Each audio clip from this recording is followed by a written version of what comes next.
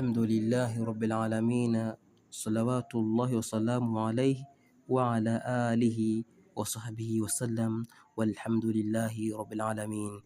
Tunaendelea na kukumbushana kwenye kitabu chetu hichi cha Almabadiu Alfiqhiyatu ala madhhabi Imam Shafi'i radhiyallahu ta'ala an. Sin sual, ma niyatul wudhui, ni ipi nia ya kutilia udhu? Sin sual, ma niyatul wudhu, ni ipi nia ya kutilia udhu? Jim jawab, hiya nia ya kutilia udhu ni hii, nawaitu rafa alhadath al-asghar, nimetia nia ya kuondoa hadathi ndogo. Hiya nia ya kutilia udhu ni hii, nawaitu rafa alhadath al-asghar, nimetia nia ya kuondoa hadathi ndogo. Maneno haya yanatakikana yapite moyoni mwa mtu. Sin sual, mal hadathul asghar, ni ipi hadathi ndogo? Sin sual, mal hadathul asghar, ni ipi hadathi ndogo? Jim jawab, wa kullu ma yubtilu wudhu'a, ni kila kile kinachobatilisha udhu. Huwa kullu ma yubtilu wudhu'a, ni kila kile kinachobatilisha udhu. Al hadathul asghar huwa kullu ma yubtilu wudhu'a, ni kila kile kinachobatilisha udhu. Kiufupi ni kwamba ukiambiwa mtu ana hadathi ndogo ni kwamba huyu mtu hana udhu, hana udhu. Tayeb. Sin sual, ma alladhi yubtilu wudhu'a, ni yepi, mambo yepi yanayobatilisha udhu? Sin sual, ma alladhi yubtilu wudhu'a, ni mambo yepi yanayobatilisha udhu? Jim jawab, alladhi yubtilu wudhu'a khamsatun, yale yanayobatilisha udhu ni mambo matano. Alladhi yubtilu wudhu'a, mambo yanayotengwa udhu, yanayobatilisha udhu. Khamsatu, ni mambo matano.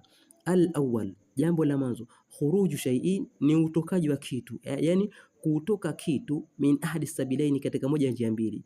Min ahadi sabilaini, kutoka moja ya tupu mbili, ima utupu wa nyuma au utupu wa mbele. Kimeonekana hicho kitu au hakionekani hicho kitu, kikimtoka mtu basi udhu wake haupo.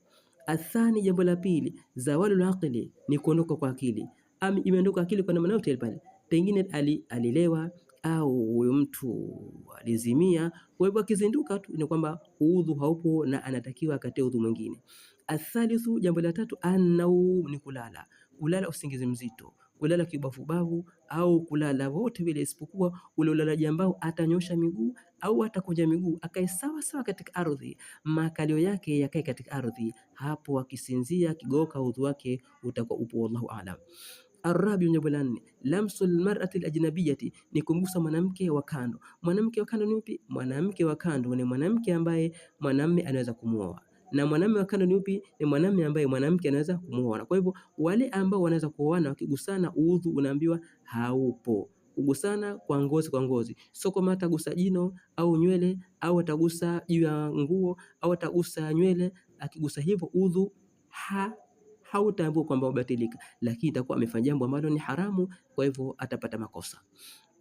Alkhamisu, jambo la tano, lamsul qubuli, ni kugusa utupu wa mbele. Lamsul qubuli, ni kugusa utupu wa mbele wa mwanadamu, au duburi, au utupu wa nyuma, bibatunil kafi, kwa matumbo ya viganja. Bibatunil kafi, kwa matumbo ya viganja. Lamsul qubuli, kugusa utupu wa mbele, au duburi, au wa nyuma, bibatunil kafi, kwa matumbo ya viganja. Kajigusa mwenyewe au kamgusa mwingine, anaambiwa udhu kwa madhhabi ya Kishafi haupo tena. Wallahu subhanahu wa ta'ala a'lam. Subhanaka Allahumma bihamdik, nashhadu an la ilaha illa anta, nastaghfiruka wa natubu ilayk. Wa sallallahu ala nabiyyina Muhammadin nabiyil ummi wa ala alihi wa sahbihi wasallam, walhamdulillahi rabbil alamin.